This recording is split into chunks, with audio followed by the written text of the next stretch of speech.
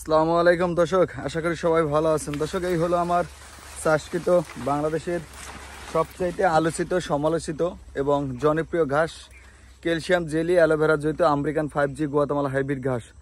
দর্শক, এই ঘাসের কাটিংগুলো 100% পরিপক্ক হয়েছে, ডেলিভারি দিতেছি।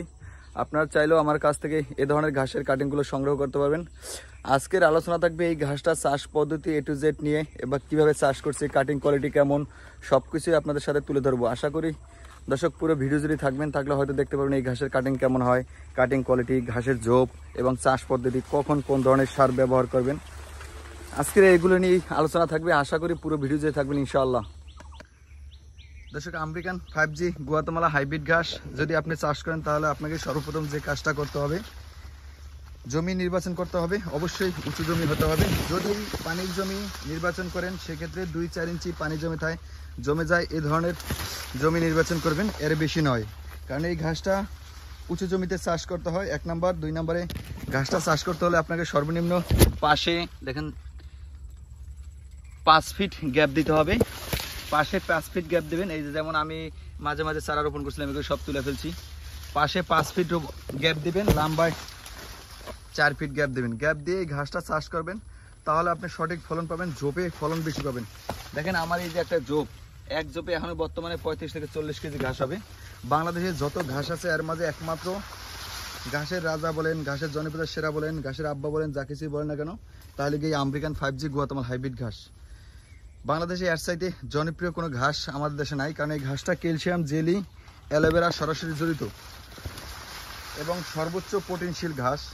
বিশেষ করে ডেইরি হোক আর মোটা তাজা হোক, যে কোনো খামারে এটার সাথে বিকল্প কোনো ঘাস নাই।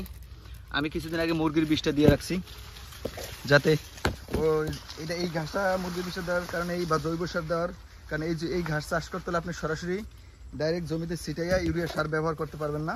কারণ ইউরিয়া সার ছিটাই ব্যবহার করলে ঘাসের ক্ষতি হয়।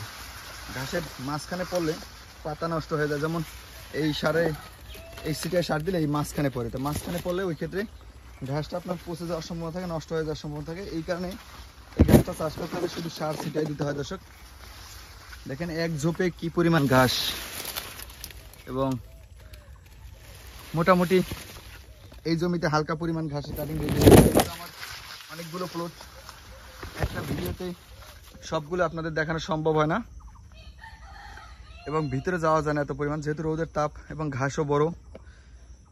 5 ফুট গ্যাপ দিয়ে ঘাসগুলো চাষ করছি, তারপর আপনার মাঝখান দিয়ে যে হাইটে যাবো এরকম অবস্থা নাই, এত পরিমাণ ঘাস। দর্শক, আপনার চাইলে এই আমেরিকান 5G গুয়াতেমালা ঘাস, আমার ঘাসের কাটিংগুলো আমার কাছ থেকে সংগ্রহ করতে পারবেন। এই ঘাসটা চাষ করতে হলে শুরুতে আপনাকে প্রতি 30 শতাংশ জমিতে 3000 পিস কাটিং লাগবে। 1 নাম্বার, শতাংশতে 100 পিস।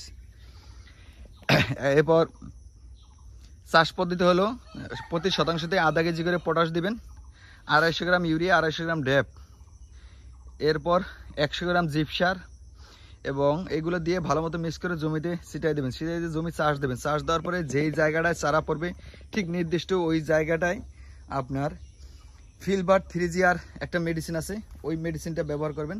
কারণ ওই মেডিসিনটা ব্যবহার না করলে পোকা আক্রমণ করে ঘাসগুলো নষ্ট করে দেয় এবং ঘাস খেয়াল হয়, যার কারণে আপনারা মনে করেন যে চারা জার্মিনেশন আসে না। এই ঘাসটা চাষ করতে হলে সর্বপ্রথম যে আপনার কাজটা, তাহলে পোকা দমন করার ব্যবস্থা রাখতে হয়। পোকা দমন করার ব্যবস্থা না রাখতে পারলে এই ঘাসটা চাষ করে সফল হওয়া যায় না। দর্শক, আপনারা চাইলে এই ঘাসের সাথে অন্যান্য ঘাসগুলো আছে আমার, এগুলো সংগ্রহ করতে পারবেন। যেমন জার্মান, অজানা, স্মার্ট, নেপি, এলিফেন্ট, এই ধরনের ঘাসের কাটিংগুলো আমার কাছ থেকে সংগ্রহ করতে পারেন। সারা বাংলাদেশ সুন্দরবন কুরিয়ার সার্ভিসে ডেলিভারি দিয়ে থাকি দর্শক।